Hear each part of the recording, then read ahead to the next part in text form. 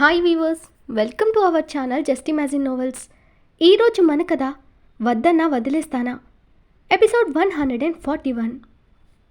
రుద్ర వచ్చిన వీఐపీలను తన చెల్లి బావకి పరిచయం చేస్తుంటే కళ్యాణ్ భోజనాల దగ్గర ఎవరికి ఏ లోటు లేకుండా చూసుకుంటున్నాడు. శివానీని రెడీ చేసి తీసుకుని వచ్చి ముందు చైర్లో కూర్చోపెట్టింది ఉషా. రుద్ర తన వైపు చూసి మెస్మరైజ్ అయ్యాడు. కాసేపు అలాగే ఆమెని చూస్తూ ఉండిపోయాడు.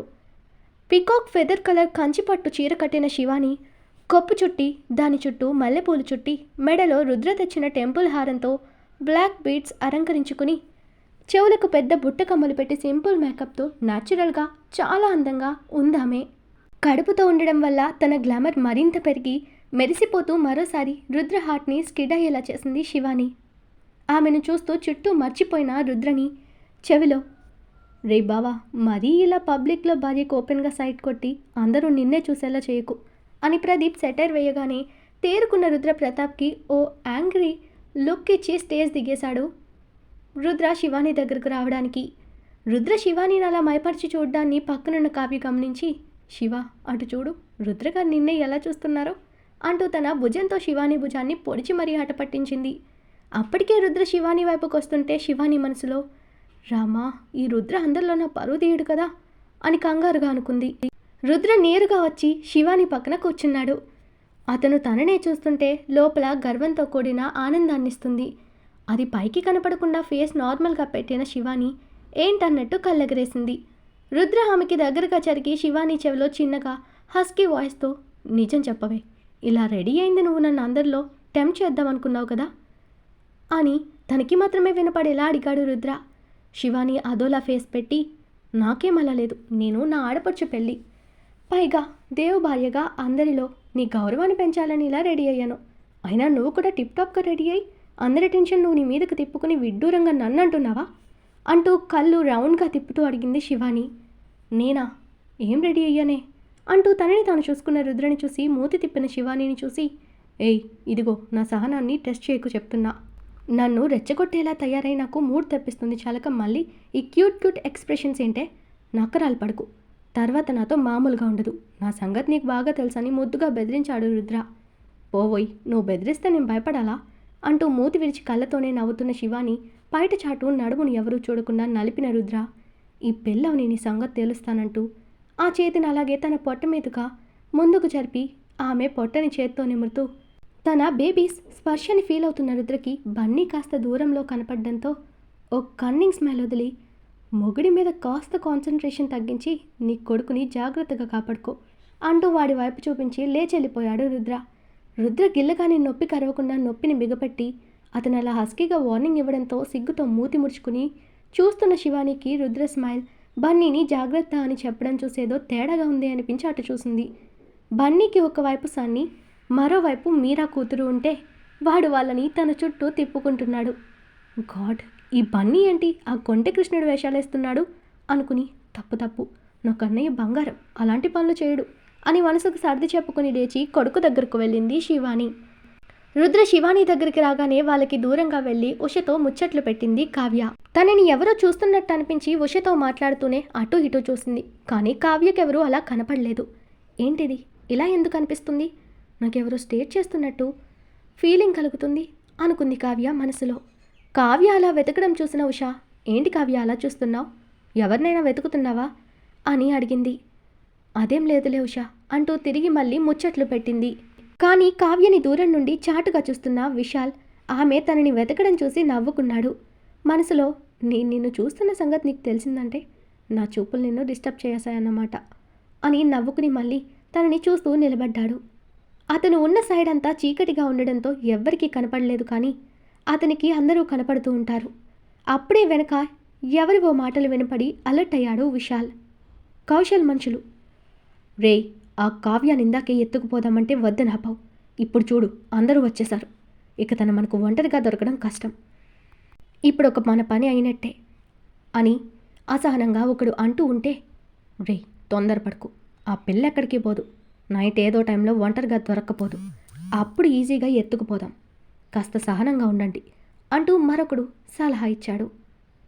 ఓకే అంటూ వాళ్ళు తిరిగి వాళ్ళ పనిలో పడిపోతే విశాల్ కావ్య అనే నేమ్ దగ్గరే స్టిక్ అయి, వీళ్ళు మాట్లాడుకుంటున్నది నా కావ్య గురించేనా? అలా అయితే తను డేంజర్లో ఉన్నట్టే. కానీ తనని కిడ్నాప్ చేసే అవసరం ఎవరికుంది అని ఆలోచిస్తూ వాళ్ళని ఫాలో అవ్వడానికి ట్రై చేశాడు విశాల్. కానీ వాళ్ళు అప్పటికే జనాల్లో కలిసిపోయారు. అబ్బా, ఏంటండి ఇలా నన్నేం పని చేయనివ్వకుండా అడ్డుపడతారు అంది సురేఖ. దానికి కళ్యాణ్ నవ్వుతూ, నువ్వు కష్టపడుతుంటే నేను చూడలేనని నీకు తెలుసుగా రేఖ. అయినా ఇక్కడ నీ తమ్ముడు పని చేయడానికేగా అడుగుకి ఒకరిని వర్కర్స్ని పెట్టాడు, మళ్ళీ నువ్వు పనులు చేయడం ఏంటి అంటూ ఆమె చేతిలోని వస్తువులని తీసి పక్కన పెట్టాడు కళ్యాణ్.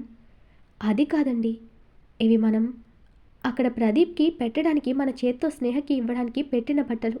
వీటిని కూడా పనివాళ్ళ చేత తెప్పించడం ఏం బాగుంటుంది, అందుకే నేను తీసుకుంటున్నా అనింది సురేఖ. సరే, అలా అయితే నేను తీసుకొస్తాను పదా అంటూ ఆమె చేతిలోని కవర్స్ తానే తీసుకున్నాడు కళ్యాణ్. దేవుడా, ఇలా మీ చేత అన్ని పనులు చేస్తూ నేను ఖాళీగా తిరుగుతుంటే చూసే వాళ్ళు ఏమంటారో తెలుసా? దీనికి ఏం టెక్కొచ్చింది, మొగుడిని కొంగు కట్టుకుని అన్ని పనులు అతనితో చేయిస్తూ ఇది మాత్రం దర్జాగా ఊపుకుంటూ తిరుగుతుంది అని అంటారు అంది సురేఖ. కళ్యాణ్ నవ్వుతూ, అలాగే అనుకొని నువ్వొక విషయం గమనించలేదు, నన్ను ఎంత ముద్దుగా మొగుడు అని సంబోధిస్తూ చెప్తున్నావో. నువ్వు అలా అంటుంటే నాకెంత హ్యాపీగా ఉందో తెలుసా?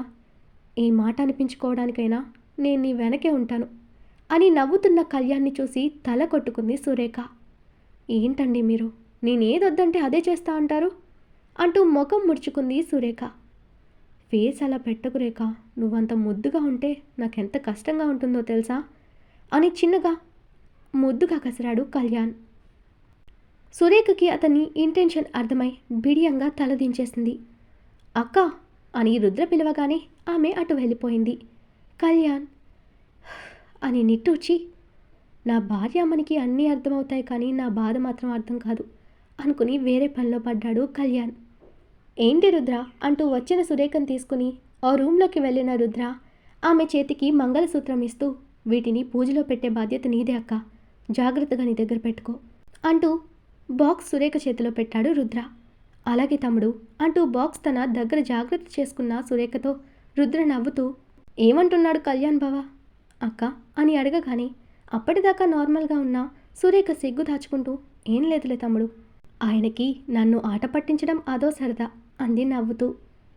అలా అంటున్నా అని ఏమనుకోకక్క, నాకు స్నేహ ఎంతో నువ్వు కూడా అంతే అని నీకు కూడా తెలుసు కదా, ఆ అభిమానంతోనే చెప్తున్నా.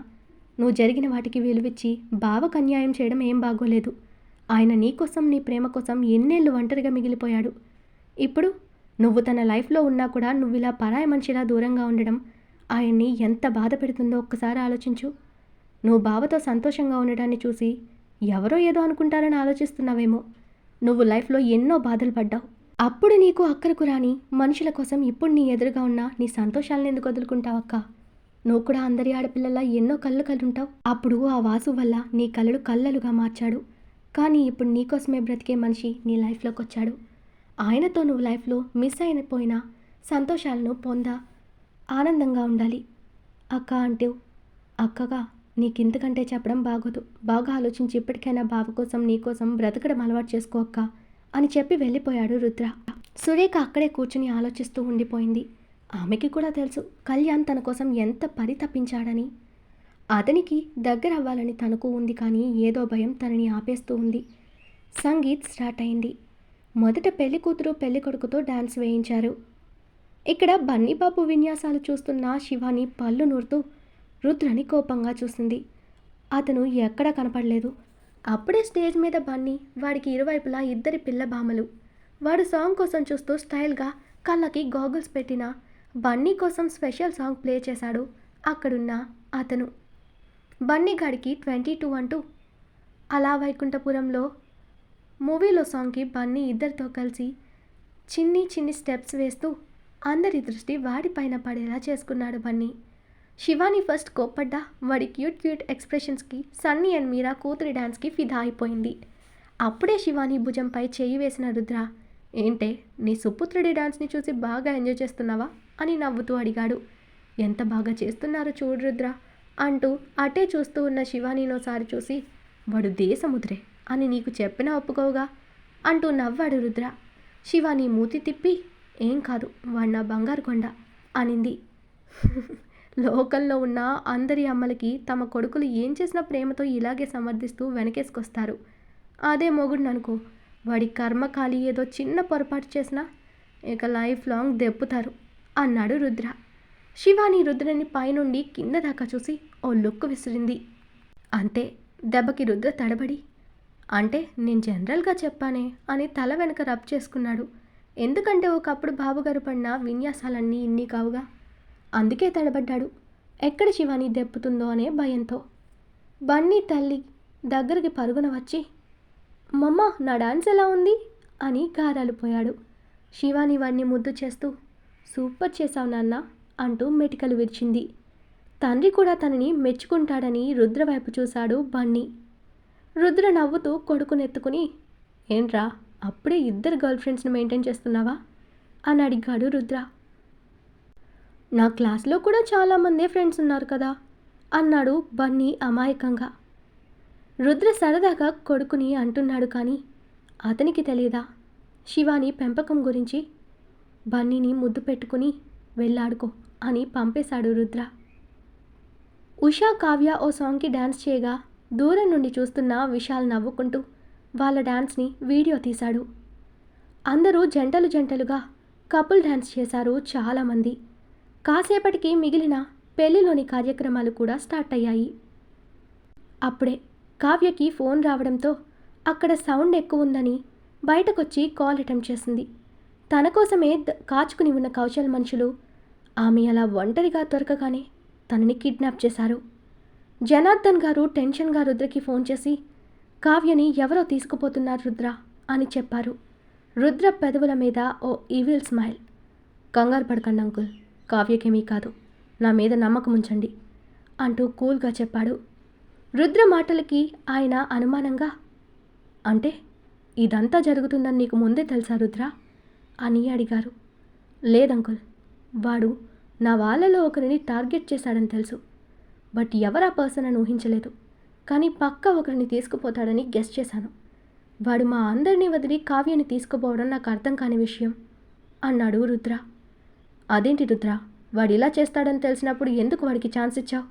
ముందు జాగ్రత్త పడాల్సిందిగా అని కాస్త అసహనంగానే అడిగారు జనార్దన్ గారు.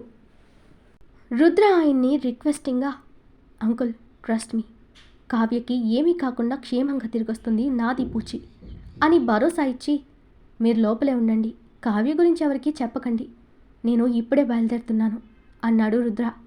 ఆయన చేసేది లేక ఓకే అంటూ ఫోన్ కట్ చేసి సైలెంట్గా లోపలికి నడిచారు. రుద్ర తన మనిషికి ఫోన్ చేశాడు. వాళ్ళు చెప్పింది విని, ఓకే నేను వస్తున్నాను, జాగ్రత్తగా వాచ్ చేయండి అంటూ ఆ ఫోన్ కట్ చేసి వెంటనే కళ్యాణ్కి ఫోన్ చేశాడు. అతనితో కాసేపు మాట్లాడిన రుద్ర బయటకొచ్చి కార్ స్టార్ట్ చేసి వాయువేగంతో కార్ని రోడ్డెక్కించాడు. అతని కోసమే ఎప్పటినుంచో వెతుకుతున్న శివానికి రుద్ర అంత ఫాస్ట్గా కార్లో వెళ్ళడం చూస్తూ, ఈ టైంలో రుద్ర ఎక్కడికి వెళ్తున్నాడు అనుకుని కంగారుగా అతనికి ఫోన్ చేసింది. శివాని ఫోన్ రావడంతో రుద్ర డ్రైవ్ చేస్తూనే ఫోన్ తీసి బ్లూటూత్ ఆన్ చేసుకుని, ఏంటే అప్పుడే నన్ను మిస్ అవుతున్నావా అంటూ అల్లరిగా అడిగాడు రుద్ర. రుద్ర, ఈ టైంలో స్నేహ పక్కన ఉండకుండా ఎక్కడికి వెళ్తున్నావు అని కాస్త కంగారుగా అడిగింది శివాని.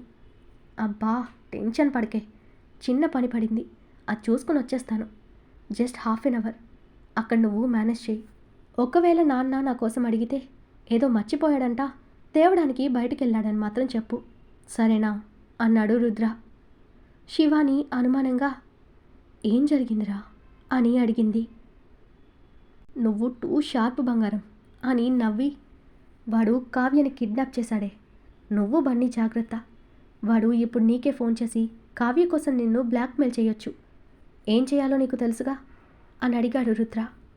శివాని కంగారుగా, ఏమంటున్నావు? వాడు కావ్యని ఎందుకు కిడ్నాప్ చేశాడు రుద్ర? వాడి టార్గెట్ నేనో లేక బన్నీనో కదా అంది. ఏ శివ రిలాక్స్, నేను చూసుకుంటాను కదా, నువ్వు భయపడ్డావా? వాడు సక్సెస్ అయినట్టే, నువ్వు ఇప్పుడు ఎంత తెలివిగా నడుచుకుంటే వాడిని మనం అంత ఈజీగా పట్టుకుని బుద్ధి చెప్పొచ్చు. నువ్వు బాబుని జాగ్రత్తగా చూసుకో, నేను కళ్యాణ్ బాబుతో అన్నీ చెప్పాను, నీకేదైనా అవసరమైతే ఆయనతో చెప్పి చెయ్యి అన్నాడు రుద్ర. పో రుద్ర, నువ్వెప్పుడు ఇంతే అంటూ కోపంగా ఫోన్ పెట్టేసి బన్నీ కోసం వెతుకుతూ వెళ్ళింది శివాని.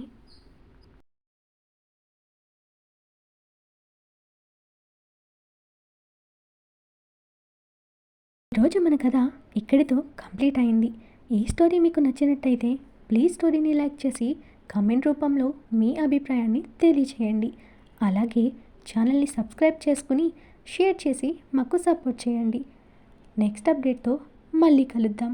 అంతవరకు బాయ్.